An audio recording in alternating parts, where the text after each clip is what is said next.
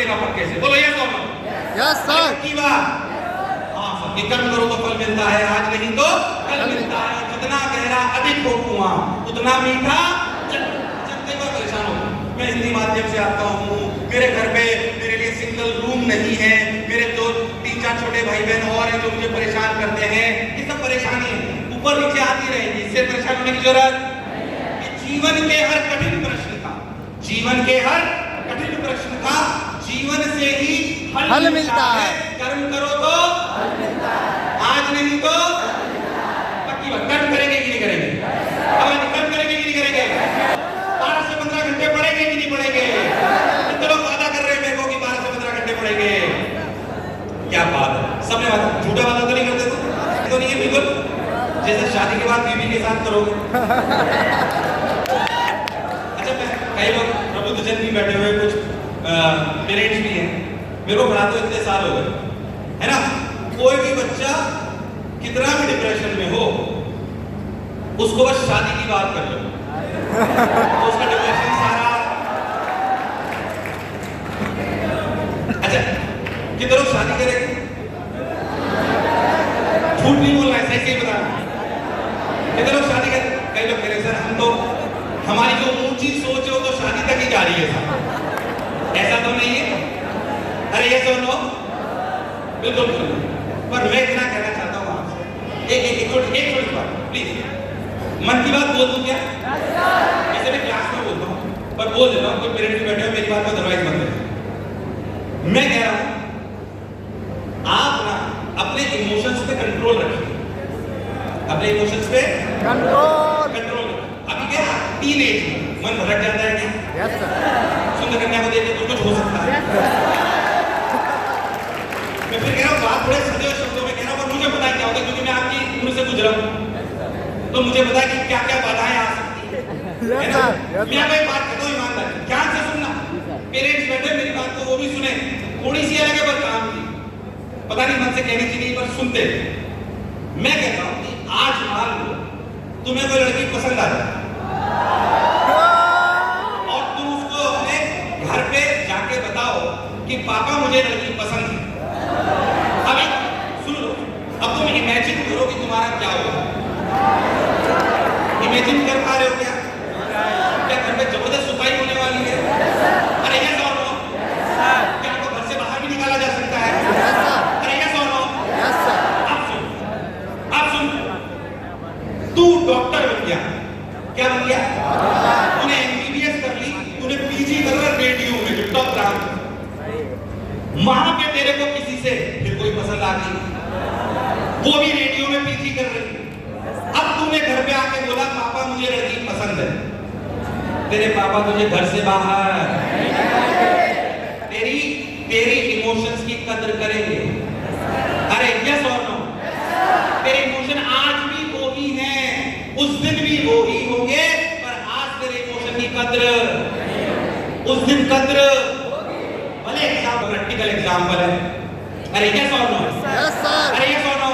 Yes sir. मैं ये नहीं कह रहा हूँ कि आप में भावनाएं नहीं होनी चाहिए, पर अपनी भावनाओं अभी बाहर निकालने का ये सही समय नहीं है। पहले का सफलता का परचम लहराना है। किसका परचम लहराना है? उसके बाद सोचेंगे। अगर मन जरा सा भी भटके तो सोच लेना कि मैं सिलेक्शन से दूर जा रहा हूँ। अपने मन में रिमाइंडर लगा के रखना। इलॉन मस्क के बारे में जानते हैं सब लोग? तो कहता है भैया मैं हर आधे घंटे में मेरे दिमाग में रिमाइंडर है। इलॉन मस्क को जानते नहीं जानते? सुपर एग्रेसिव आदमी, अभी विवादों में भी पड़े हुए हो, ठीक है अलग बात, पर मैं कहता हूँ उन्होंने एक बात बोली इंटरव्यू में बहुत बड़ी, कि वो हर आधे घंटे में उनके दिमाग में रिमाइंडर है। क्या है? रिमाइंडर, जो हर आधे घंटे में उन्हें बताता है कि जो उन्होंने सोचा है वो करने वाला काम वो कर रहे हैं कि नहीं कर रहे। अगर तेरे मन में हर आधे घंटे में आने लगा कि मेरे को तो आईआईटी की तैयारी करनी है, मुझे तो मेडिकल की तैयारी करनी है, या मुझे ये पार करना है, अगर हर आधे घंटे में रिमाइंडर आएगा तो तू अगर टीवी देख रहा होगा, यूट्यूब देख रहा होगा, तो क्या फोकस हो जाएगा? अरे बात ये सुनो, अरे ये सुनो, तो फोकस हो जाएगा। इसलिए हर आधे घंटे में रिमाइंडर आना, अरे आएगा कि नहीं आएगा? अरे पक्की बात। तो भैया मेहनत करेंगे और मन में रिमाइंडर लाएंगे और संघर्ष करेंगे। किसी ने खूब कहा है कि असलियत में कई लोग संघर्ष और दुख में अंतर नहीं कर पाते। किसमें अंतर नहीं कर पाते? एक आईएएस ऑफिसर थे, 4 साल पहले, 3 या 4 साल पहले उनकी फर्स्ट रैंक आई। उनका इंटरव्यू सुना, उन्होंने बहुत बढ़िया बात बोली। उन्होंने क्या बात बोली, ध्यान सुनो। एक्चुअली मेहनत है ना, ये संघर्ष क्या है? अभी 15 घंटे पड़ेगा तो संघर्ष, पर ये मेहनत का संघर्ष। मैं कह रहा हूं मेहनत का संघर्ष कर लो आज, वरना अगर ये संघर्ष आज नहीं करा तो पछतावे का संघर्ष जीवन भर रहेगा। किसका संघर्ष? पछतावे का संघर्ष जीवन भर रहेगा। खैर मैं उनकी बात बताता हूं, जो आईएएस ऑफिसर जिनकी फर्स्ट रैंक आई, उन्होंने एक बहुत सुंदर बात बोली। उन्होंने बोला कि मैक्सिमम लोग संघर्ष और दुख में अंतर नहीं कर पाते। ज्यादा मेहनत करना, विषम परिस्थितियों में काम करना, स्ट्रेस में काम करना, ये संघर्ष है। आपके परिवार का कोई सदस्य आपको छोड़ के चला गया कोरोना में, या कोई ऐसी दुर्घटना हो गई जिसका हमारे पास कोई इलाज नहीं है, ये दुख है। ज्यादा मेहनत करना, ज्यादा संघर्ष करना, ये दुख, ये संघर्ष। जिसने संघर्ष से प्रेम कर लिया तो जीवन में कभी भी असफल। मैं चलो एक बात का कोटा में जितने भी बच्चे आते हैं, मैं जब भी क्लास लेता हूं उनको एक बात बोलता हूं कि अगर मैं जाहिर सी बात है मैं आपको आज इंजीनियर डॉक्टर बनाने के लिए प्रेरित करना है, पर एक बात याद रखना कि ऐसा कोई जरूरी नहीं कि all engineers and doctors are successful, और ऐसा भी जरूरी नहीं कि जितने सक्सेसफुल लोग हैं वो सिर्फ इंजीनियर या डॉक्टर है। यानी कि सफलता की परिभाषा इंजीनियर या डॉक्टर से होकर जा सकती है, पर सिर्फ वही परिभाषा ये जरूरी है आपका 12 से 15 घंटे मेहनती होना। मैं कह रहा हूं अपने आसपास देखो, अपने आसपास देखना और सोचना, एक भी एग्जांपल नहीं मिलेगा जो व्यक्ति पिछले 10 वर्षों से 12 से 15 घंटे मेहनत कर रहा हो फोकस होकर, क्या तुमने उसे असफल होते हुए देखा है? क्या वो कभी भी असफल?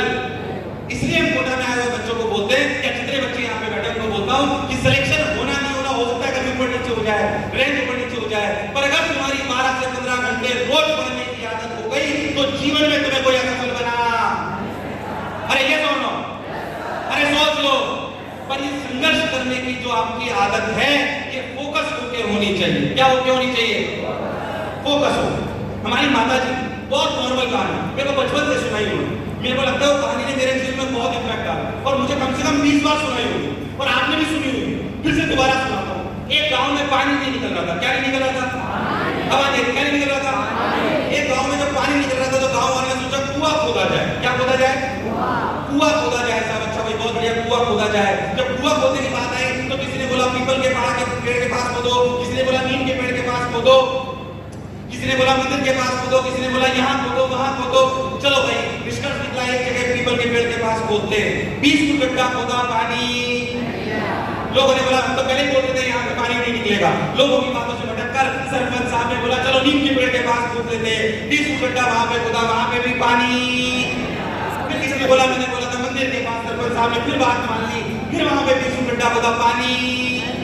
ऐसे 5 जगह उन्होंने गड्ढे खोदे 20-20 फुट के। टोटल कितनी लेंथ हो गई? कितनी? किसी भले आदमी ने उनको कहा कि अगर आप एक ही जगह गड्ढा खोद लेते, अगर आप एक ही जगह गड्ढा खोद लेते तो पानी निकल आता है। यस और नो? यस और नो?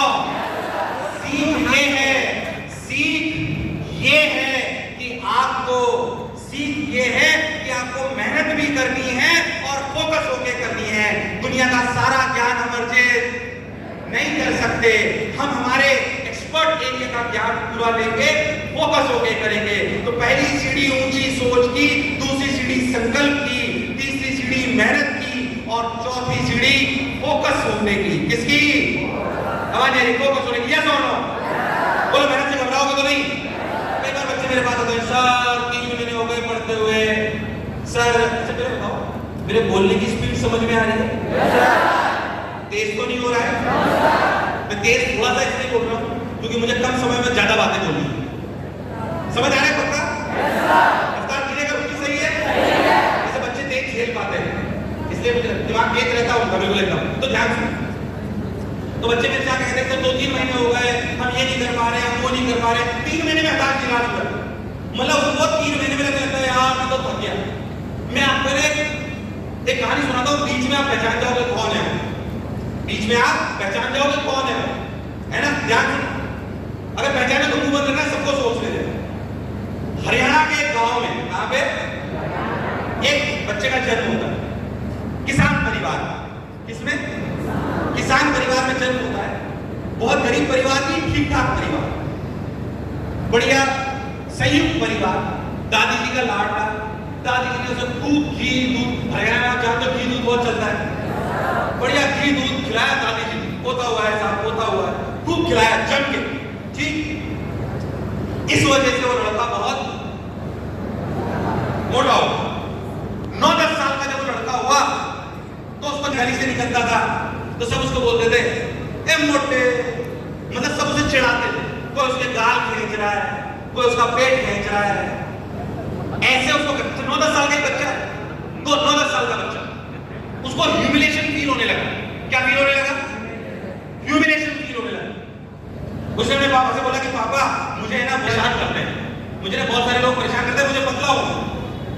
तो उसके पापा कहते ठीक है भाई, तो पास में सरपंच का जो जो जो अपना सरकारी स्कूल होता है वहां पे जो पीटीआई होते हैं वो रोज शाम को वर्जिश कराते हैं, मतलब एक्सरसाइज कराते हैं, वो उनको वहां ले जाने लगते हैं।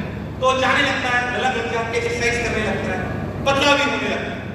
पर उसी ग्राउंड में पास में खेल, रोज कुछ बच्चे खेलते थे, वो खेल वो देखता था और उसे अच्छा लगता था, वो खेलता था और वो अच्छा लगता था। क्या मेरी बात क्लियर है एकदम?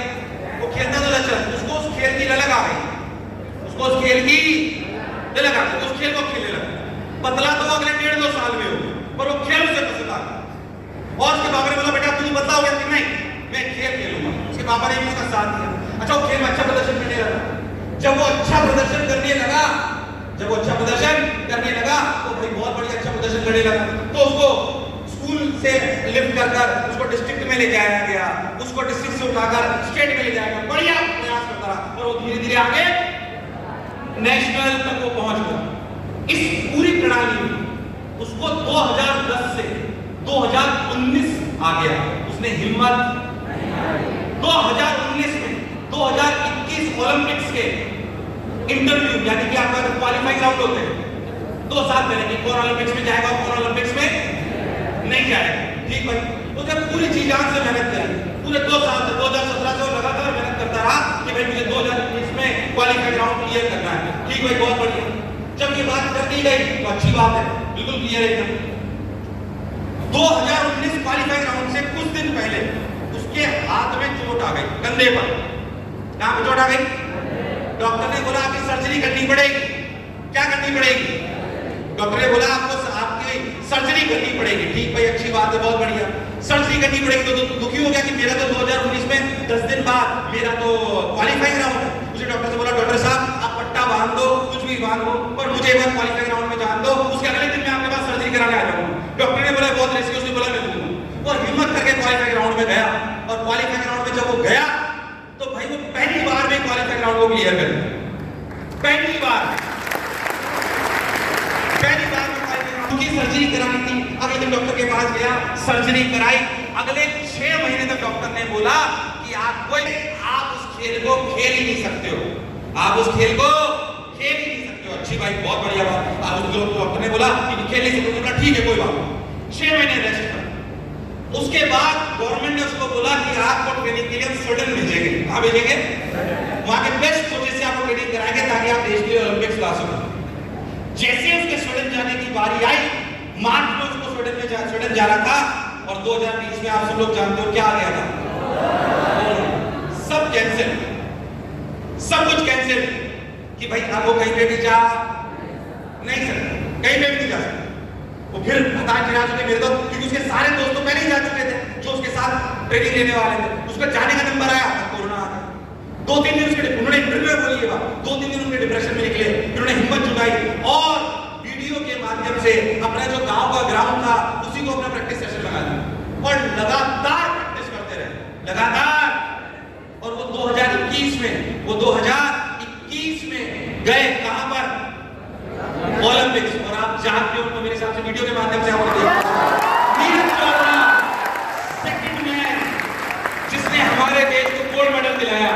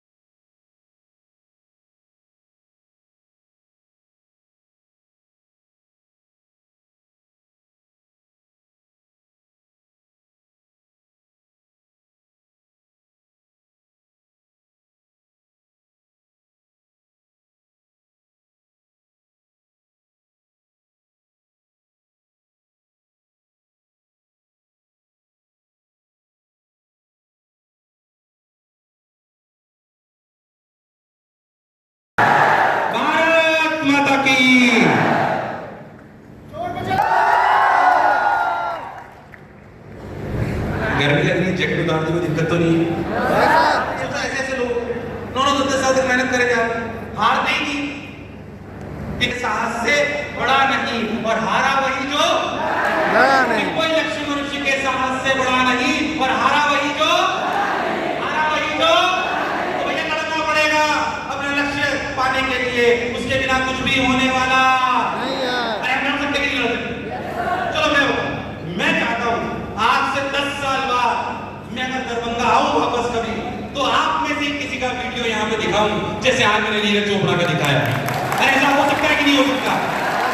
हो सकता है कि नहीं हो सकता? क्यों नहीं हो सकता भाई? सोच बड़ी रखेंगे तो जरूर होगा।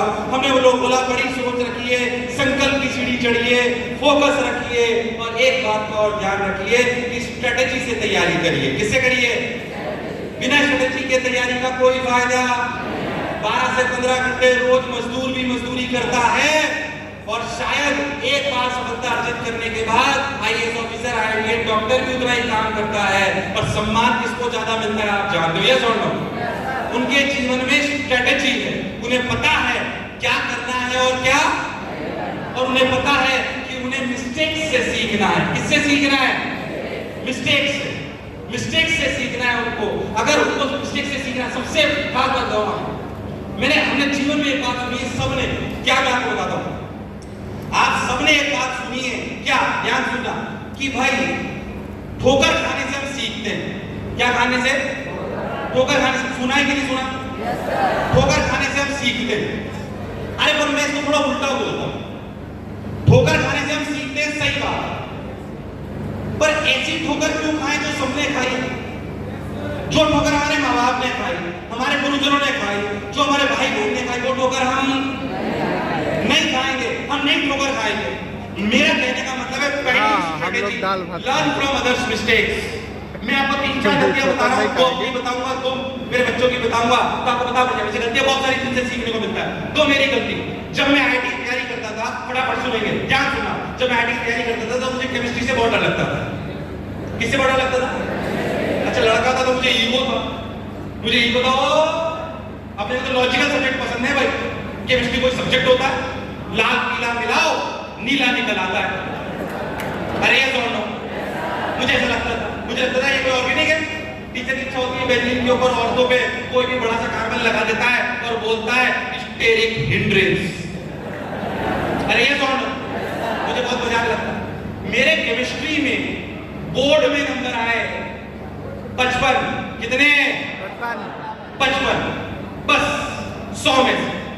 और सोचो उसमें से भी 29 नंबर आए प्रैक्टिकल में, तो सोचो थ्योरी में कितने आए? 30। यानी कि केमिस्ट्री में मेरा बोर्ड भी गाड़ दिया। 26 से 27। जेई में मेरे केमिस्ट्री में नंबर आए 60 में से 11, मात्र 11, 9 लोअर कट ऑफ थी। इस वजह से मेरी रैंक आई आईआईटी में 3217। 3217। मेरा फायदा हुआ नुकसान हुआ? ये गलती नहीं दोहराना। भले मैं फिजिक्स का अध्यापक हूं, पर आपको बोल दूं कि सबसे कम समय में ज्यादा नंबर कौन दिलाएगा? रोज सुन के पढ़िए। अगर बायो वाले कोई बच्चे हैं तो उनके लिए बायो और केमिस्ट्री रोज सुन के पढ़नी है, और केमिस्ट्री में भी इनऑर्गेनिक ईगो नहीं पालनी है। हमें किसी भी सब्जेक्ट से ज्यादा प्रेम या दुश्मनी नहीं हो सकती। क्या ये हमें नुकसान पहुंचाएगा? अरे आवाज आई है दोनों? ये मेरी पहली कमी। क्या आप मेरी पहली कमी दोहराओगे? आप मेरी पहली कमी दोहराओगे? मेरी दूसरी कमी, कई लोग पूरा सेशन रिकॉर्ड कर रहे हैं। Please do not do that. आपको